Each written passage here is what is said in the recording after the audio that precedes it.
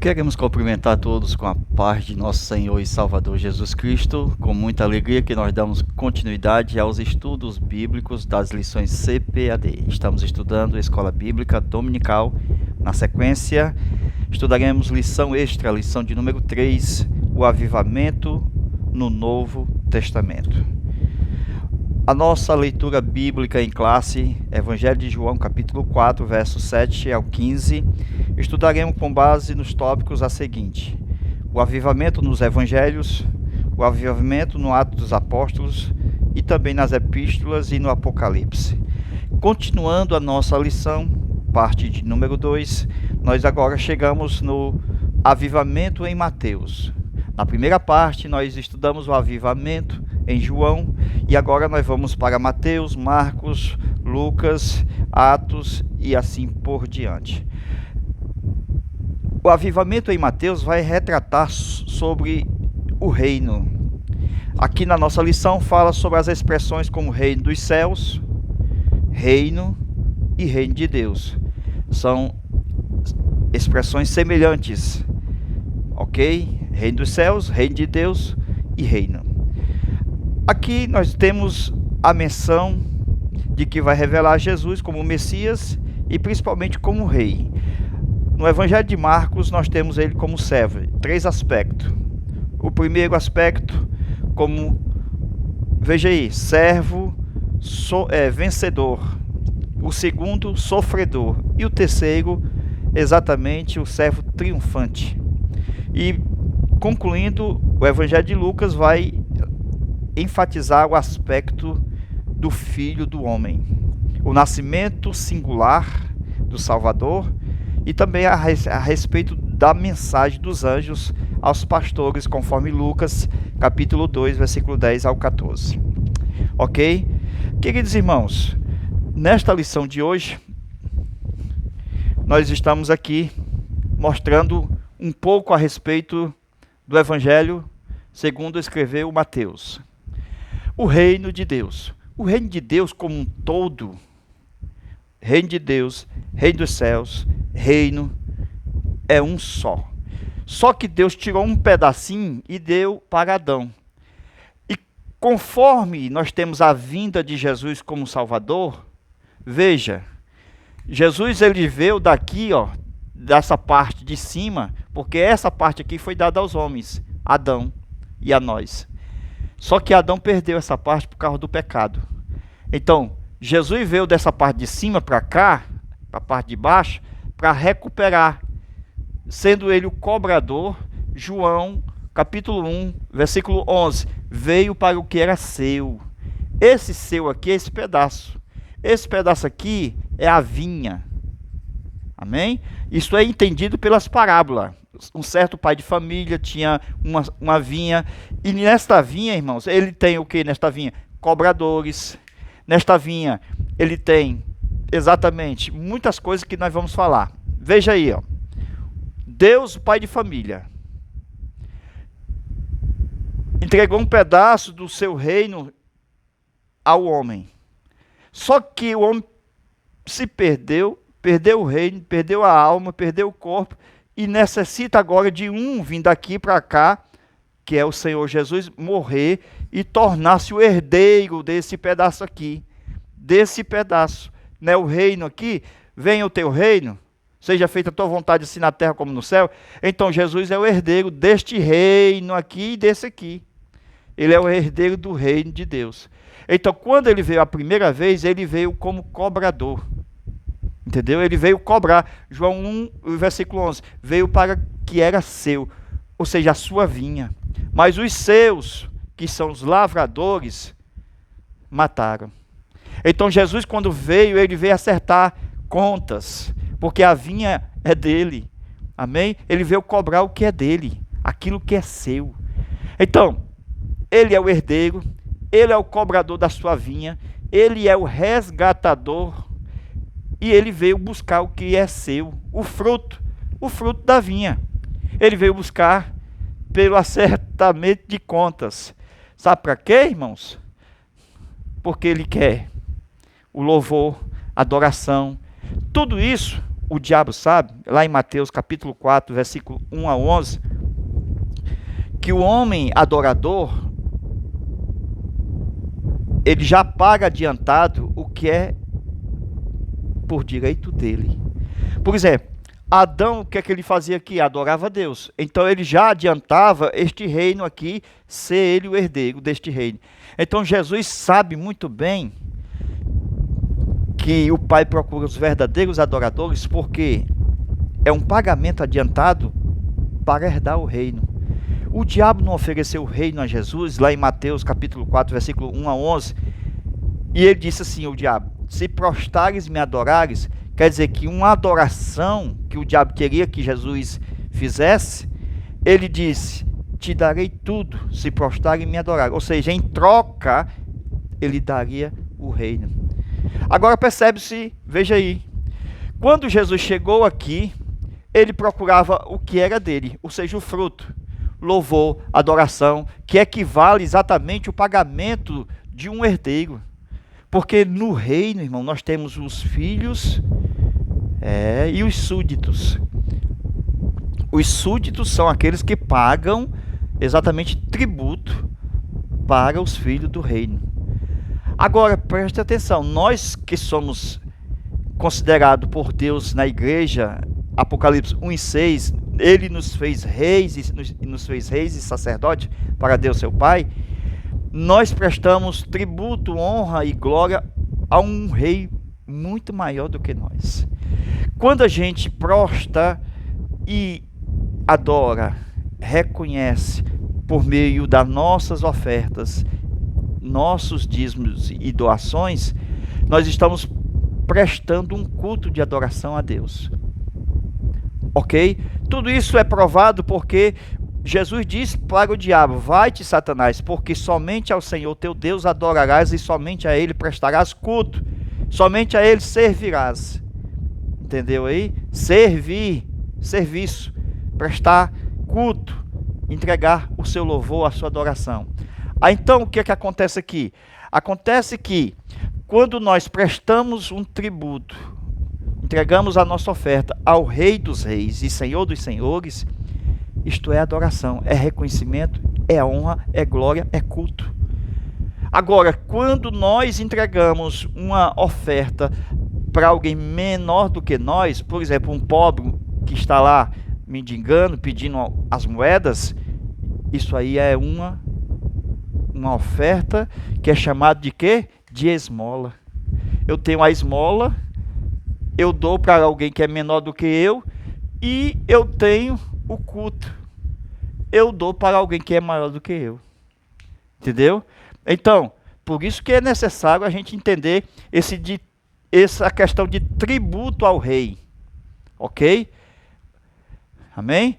Então veja essa questão em Mateus capítulo 4, versículo 1 e 11. O diabo, querendo adoração, em troca lhe daria o reino, que segundo o que nós temos aqui, que esse reino de Adão e de Eva passou para Satanás, o domínio, o reino. A Bíblia não fala que o Deus desse século é o diabo, o sistema, né, corrompido. A Bíblia diz que o mundo jaz no maligno. Então pronto. Lá em Apocalipse 11:15 diz que os mundos voltarão a ser do nosso Senhor e do seu Cristo. Então, aquela questão de Mateus capítulo 4, ele querendo entregar o reino, o domínio, em troca de adoração, Jesus sabia que não precisava se curvar a ele, porque ele não precisava adorar Satanás, porque o reino já era garantia dele, bastava esperar o tempo proposto pelo Pai. Ok? Beleza. Então, observa-se que o reino, ele é dado, presta atenção, as crianças. Lembra as crianças? 2, aquele que entrega a segunda face, entrega a capa e a túnica, e anda a primeira e a segunda milha. Então, é o que é a segunda milha. Então, veja, o reino entrega as crianças. Então, irmãos, onde é que está escrito isso? Vamos ver aqui o texto, bem rapidinho aqui na nossa Bíblia. Veja aí, Mateus capítulo 18. Vamos para o capítulo 10. Mateus capítulo 10.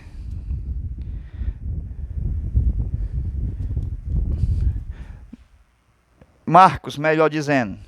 Marcos capítulo 10, versículo 14. Jesus, porém, vendo isto, indignou-se e disse-lhe: deixai vir os meninos a mim, e não o impeçais, porque dos tais é o reino de Deus.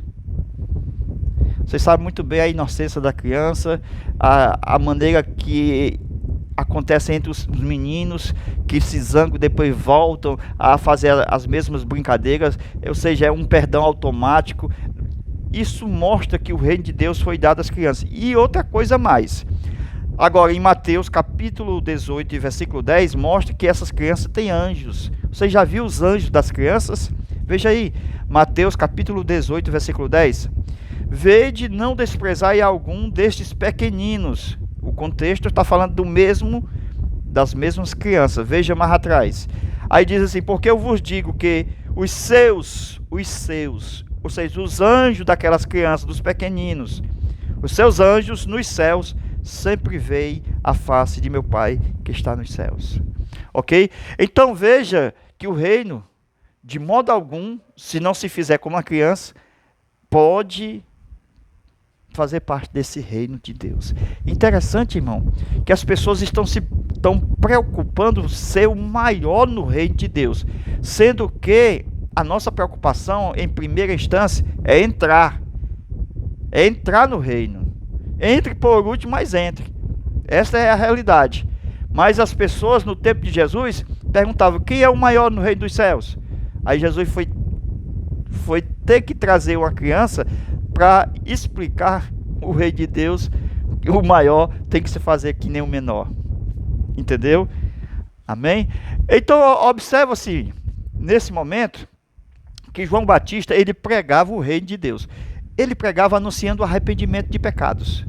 No tempo da graça, na era da igreja, João Batista disse: arrependei-vos e convertei-vos. Então Jesus, ele chegou aqui de uma forma silenciosamente, com uma pedra descrita lá em Daniel, quando fala da pedra que vai para os pés da estátua, daquele sonho de Nabucodonosor, e quebrou a estátua. O que é isso? É que o Senhor, quando chegou, ele chegou exatamente como aquela pedra, silenciosamente, no tempo da graça, na era da igreja, espatifou a estátua.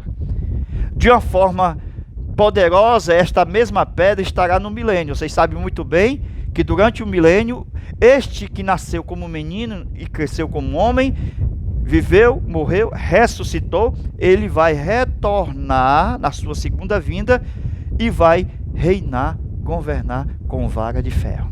Apocalipse capítulo 12, versículo 3, 4 e 5, ok? Então veja, meus irmãos, esse reino sendo anunciado inicialmente por João Batista. Sabia que João Batista estava apto para anunciar o reino de Deus? Irmão, aquele que veste pele de camelo. Vocês sabem muito bem, pele de animal foi exatamente o que foi vestido o primeiro homem quando pecou? Não foi Deus que vestiu Adão de pele de cordeiro? O cordeiro que foi morto desde a fundação do mundo, conforme diz Apocalipse. Então, Adão tinha veste de pele de animal. Também nós temos agora o próprio profeta de transição, aquele que saía da lei e vinha para a graça, dizendo que está chegando o Messias. Ele estava ligando, irmão, a lei e a graça. Glória a Deus. Amém? Anunciando Jesus com pele de camelo e com a boca trincando os dentes em cima dos devoradores, que é exatamente gafanhoto. Ele não comia gafanhoto e mel silvestre? Então aquele que come devorador e mastiga ele, tritura ele e anda com pele de camelo, está apto para anunciar o reino de Deus. Então não é fácil esta missão de ser um arauto do reino de Deus. Ok? Então veja, continuando. Agora outro texto, veja aí, Mateus capítulo 24, versículo de número 14. E este evangelho do reino, para concluir sobre o reino, veja aí, este evangelho do reino será pregado em todo o mundo, em testemunho de todas as nações, e então virá o fim. Este fim é o fim da grande tribulação. É durante a grande tribulação, irmãos, só para vocês terem ideia, que o evangelho será pregado em todo o mundo. Durante o período tribulacional, os anjos vão dizer: temei a Deus e dai-lhe glória, Apocalipse 14. E depois os 144 mil, as duas testemunhas, o evangelho será pregado em todo o mundo durante o período tribulacional. Amém? Aí Jesus vem. E é o fim exatamente desse tempo do fim, aonde Jesus vai colocar seu reino milenial. No tempo da graça, nós temos ele como Salvador e Rei, porque ele reina em nossos corações. No tempo da plenitude dos tempos, no milênio, quando ele vai estabelecer o seu reino, ele será Rei e Salvador. Então vai ser só trocado as posições. No tempo da graça, Salvador e Rei. No tempo do milênio, Rei e Salvador. Por quê? Porque hoje ele está silenciosamente no coração dos pecadores, ou seja, transformando, modificando, salvando. É isso que o Espírito Santo faz dentro do interior. As pessoas olham, não dá nada para ninguém, é isso aí, mas é o Espírito Santo transformando em pessoas novas, completamente novas. Ninguém faz isso, só o Senhor nosso Deus, ok? Então veja, a nossa lição também trata do Evangelho de Lucas, que fala ele como filho do homem, o seu nascimento, mensagem dos anjos e os pastores. Em Lucas, meus irmãos, também em Mateus, vai falar do nascimento de Jesus. Eu quero trazer uma particularidade muito especial para vocês a partir de Mateus. Então veja aí a sua Bíblia, acompanhe comigo, quando diz assim, ó, no capítulo 1, verso 1, livro da geração de Jesus Cristo, filho de Davi, filho de Abraão. O livro de Mateus já começa dizendo que ele é rei, porque ele é filho de Davi. Depois diz que é filho de Abraão, por causa da descendência. Interessante que ele não parte de Abraão, mas parte de Davi, por causa da descendência real. Então é importante essa parte, ok? Agora veja o nascimento no capítulo 2 de Mateus. O que eu quero mostrar agora para vocês é o seguinte, preste atenção. No Natal é celebrado o nascimento de Jesus, com aquele teatro todo, e coloca-se 3 reis magos, e não eram 3. A Bíblia não fala na quantidade, pode ter sido mais de 30. A Bíblia não revela que era 3, 4, 5, não revela. Não era no dia que ele nasceu. Aqueles reis magos, que a palavra magos não é de magia, mas de astrologia, melhor, de astrólogos, que olha para as estrelas e pesquisa, os astrônomos, esta é a palavra correta, astrônomo. Então, eles eram reis e vieram do Oriente. Por quê? Porque o Espírito de Deus, em forma de estrela, lhe apareceu. É o Espírito Santo, irmão. Não é o Espírito Santo que guia em toda a verdade não é Jesus? E aquela estrela que apareceu àqueles magos lá do Oriente, não veio trazendo eles até Jesus? Então isso é importante, é o Espírito Santo guiando eles até o nascimento de Jesus. Só que passou-se 2 anos para ele chegar aonde Jesus estava. Então essa questão de colocar os magos no dia do nascimento, assim, no mesmo dia, só aconteceu com os pastores. Eles trocam de posições, em vez de ser pastores, eles colocam os magos. Porque no teatro todo eles colocam o incenso, o ouro e a mirra de presente, e não foi no dia da manjedoura. Ali foi depois de 2 anos, quando Maria e José já estavam na sua casa. Isto é, depois que eles já estavam em Belém, depois do censo, Jesus nasce, ele nasce na manjedoura porque não tem lugar para se instalarem. O que é que acontece? É que eles vão ficar em Judá, em Belém de Judá, ainda no período de completar-se os 8 dias do nascimento do menino, para circuncidar o menino, ainda vai completar 40 dias da purificação da Maria, e a apresentação do menino no templo, só depois dos ritos no templo em Jerusalém, é que eles retornam para sua casa em Nazaré. O que é que acontece é que os 3 reis, que a gente fala 3 erradamente, os reis magos, eles vieram e foram diretamente falar com Herodes. Herodes perguntou há quanto tempo a estrela lhe apareceu. Os reis disseram, há 2 anos. Aí o rei disse, pois, como é que diz as escrituras? Quem pode nos dizer? Aí os anciãos disseram que os profetas anunciaram que seria em Belém da Judéia. E assim, os reis partiram para a Judéia, ou seja, para Belém, para a cidade ali de Belém. Só que a estrela conduziu eles até Nazaré. Essa é a questão, irmão. Já depois de 2 anos. A questão da manjedoura é só ler aqui. Olha aí, não é os magos. A questão da manjedoura é os pastores. Veja aí. Está onde? Lucas. Veja aí. Veja aí o texto. Capítulo 1 de Lucas, versículo 26. O anjo Gabriel anuncia que ela vai ficar grávida. Ela está onde? Em Nazaré. Depois, o anjo diz que o reino não terá fim. No versículo 33. No versículo 39, naqueles dias, levantando-se, Maria foi apressadamente às montanhas, a uma cidade de Judá. Ou seja, ela saiu do versículo 26 da Galiléia, chamada Nazaré, a cidade, ok?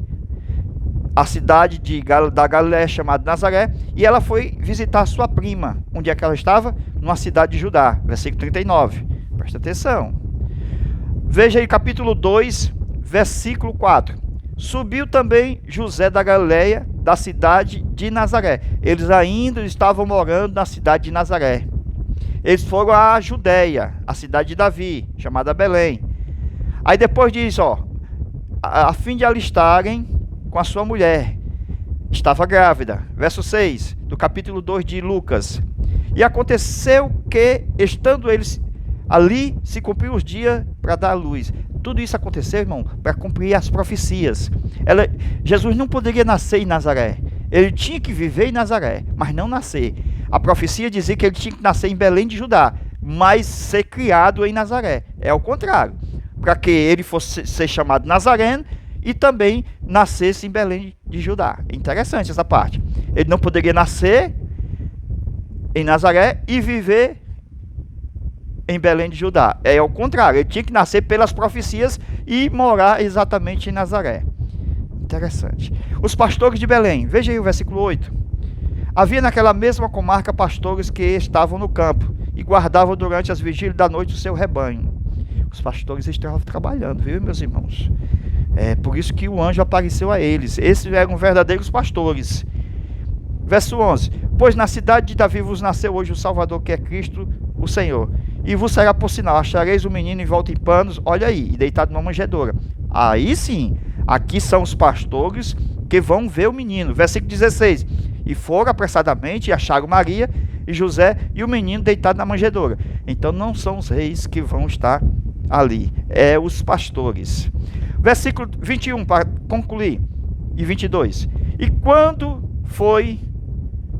quando os 8 dias foram cumpridos para circuncidar o menino, foi-lhe dado o nome de Jesus. E cumprindo-se os dias da purificação dela, segundo a lei, levaram a Jerusalém para apresentar ao Senhor. Então, depois que Jesus nasce em Belém, eles continuam ali ainda para os ritos do dia 8 e os ritos do dia 40.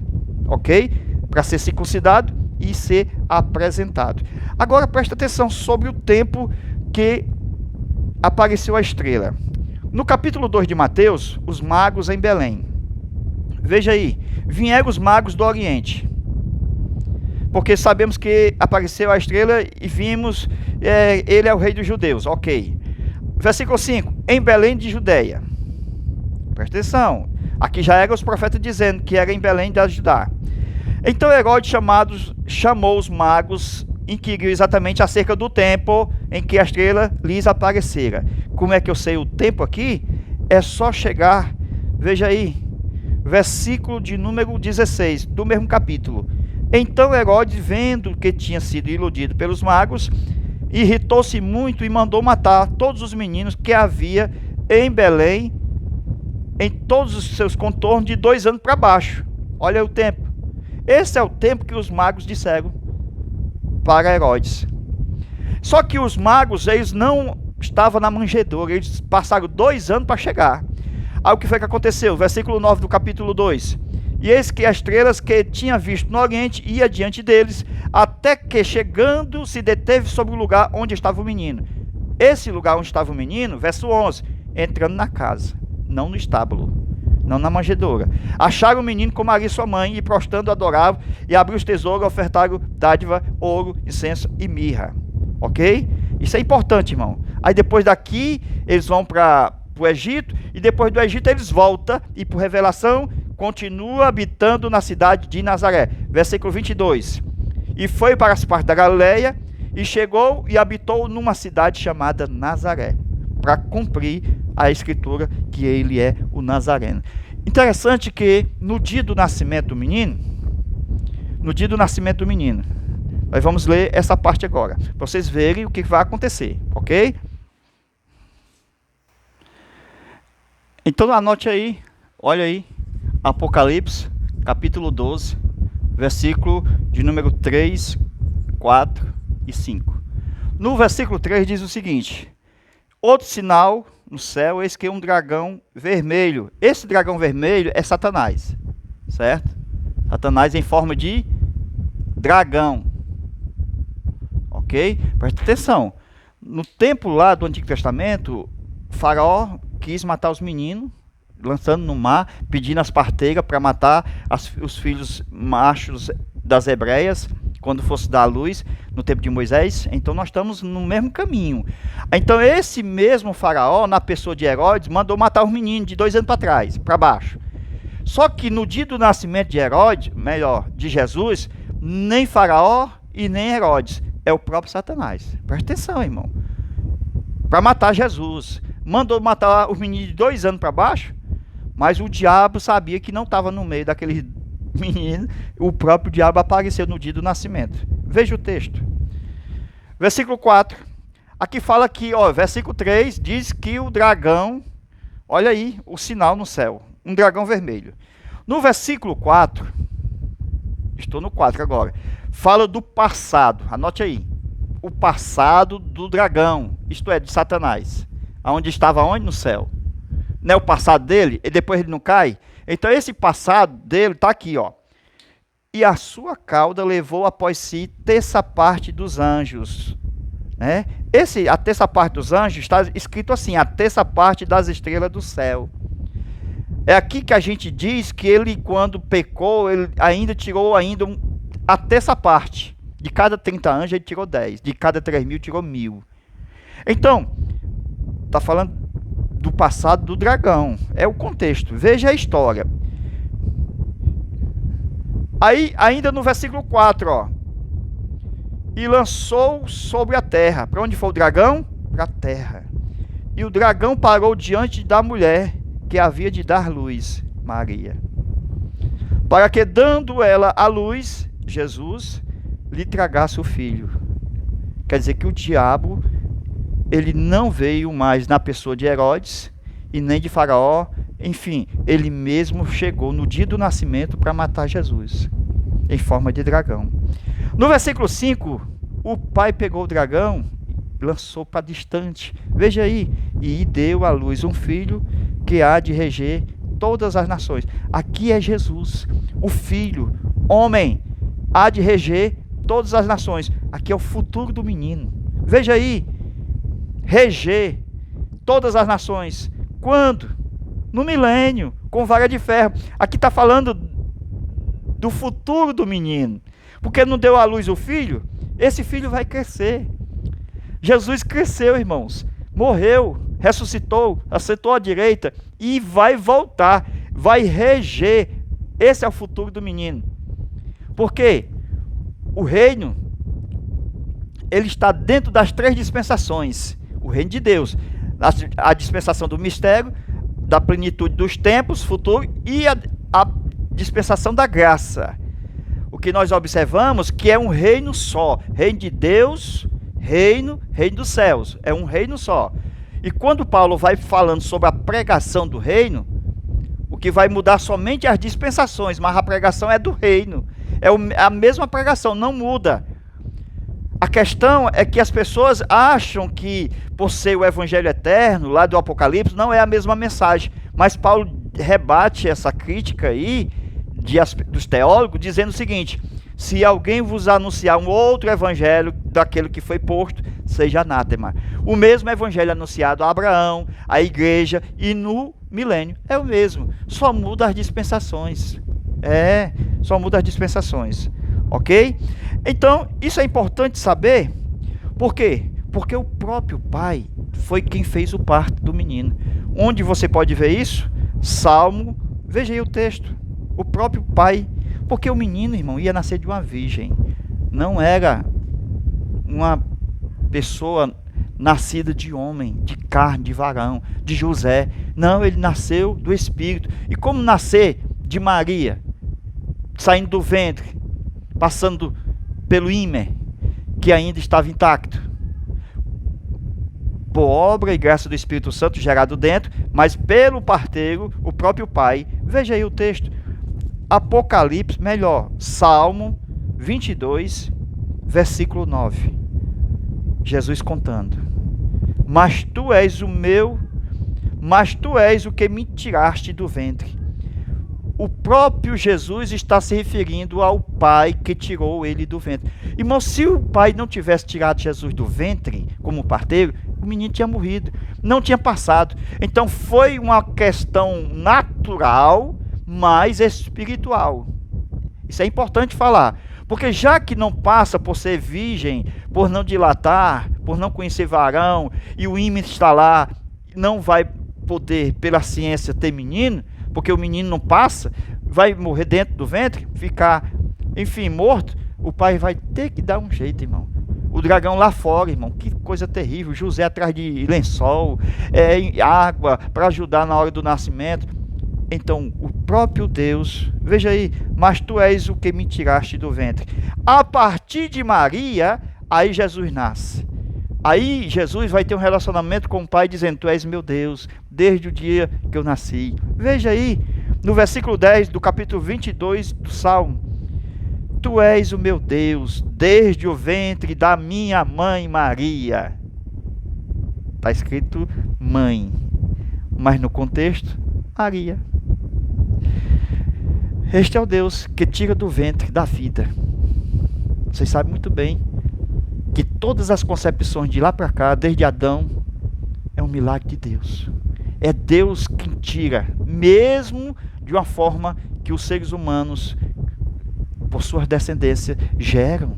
É Deus que mantém, porque tem os anjos. Não está escrito? Nós lemos os anjos que estão ali na proteção das crianças. Senão, o diabo matava todos, se não fosse a intervenção divina. Então, o nascimento de Jesus é muito mais além do que imaginamos, porque a virgindade de Maria não foi de fora para dentro, mas de dentro para fora foi perdida. Amém? Só foi conhecida depois do nascimento de Jesus que José o conheceu. Assim gerou os seus outros irmãos, parte de mãe e não de José. Isso é importante. Por que não veio de José? Porque Jesus já existia no céu. Ele não poderia vir de José, senão seria apenas um entre os irmãos biológicos de Maria e de José. O nascimento de Jesus é totalmente singular. Glória a Deus. Amém? Então nós chegamos no final desta aula dizendo que Jesus nasceu. Ele nasceu rei, ainda pequeno, já nasceu grande. Porque o anjo disse: na cidade de Davi vos nasceu hoje Jesus Cristo, o Salvador. E ele já nasce rei. Porque Pilatos, presta atenção, deixa eu fazer uma última pergunta: tu és rei? Tu o dizes. Jesus respondeu. Então, presta atenção, os reis magos vindo do Oriente, o rei, Pilatos, perguntando se ele era rei, Depois, por outro lado, nós temos o rei Herodes com toda a multidão, enfim, a população turbulenta, porque nasceu um rei, porque os magos vieram adorar o rei. Herodes quis adorar de uma forma negativa, querendo matá-lo. O que é isso? É que esse rei, ele tem um reino de paz. Ele é o príncipe da paz. E neste reino ele constituiu príncipes para trabalhar junto com ele. Ele sendo o príncipe da paz. E no dia que ele voltar, instalar o seu governo milenial. Nós não estudamos sobre o profeta Ezequiel? Então no reino terá príncipes. E nós estaremos lá como esses príncipes debaixo do governo de Deus celestial. Amém? Jesus, além de ser o príncipe da paz, ele é o rei do reino de Deus. Ele é o rei dos reis e senhor dos senhores. Amém? Deus abençoe, Deus te guarde. Assista mais uma vez esta aula, que tem coisas que falamos muito rápidos. Então, aperta aí no pause e vai pensando, porque tem muita coisa que foi falado muito rápido. Deus abençoe e até a nossa próxima aula, se Deus quiser, com muito carinho e muito amor. Amém?